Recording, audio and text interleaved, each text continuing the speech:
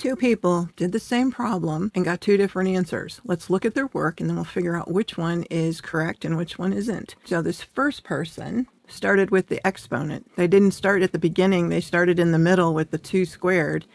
And they rewrote this problem then as 2 plus 2 times 4 minus 2 divided by 2.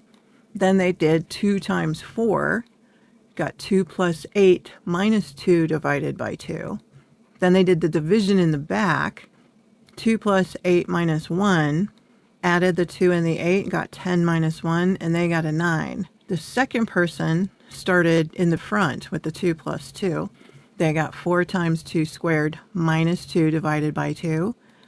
Then they did the exponent because you need to, because it's going to be 4 times 4 minus 2 divided by 2. That's 16. 16 minus 2 divided by 2.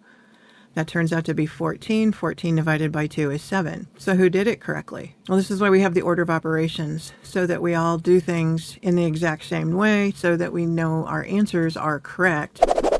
PEMDAS. What does that mean? You do everything that's inside a grouping symbols first, then you do your exponents, and if you have square roots, that would be right here. Then you multiply and divide in order from left to right, and then you add and subtract in order from left to right. All right, so let's take a look at their work. You can see they started differently, so we should be able to tell who's following the order of operations right away. First person went right for the exponents, and they did the exponents first. And that's the right way. You definitely wouldn't do the adding first before you do any multiplying or dividing or exponents. So the correct answer is going to be 9. It's not 7.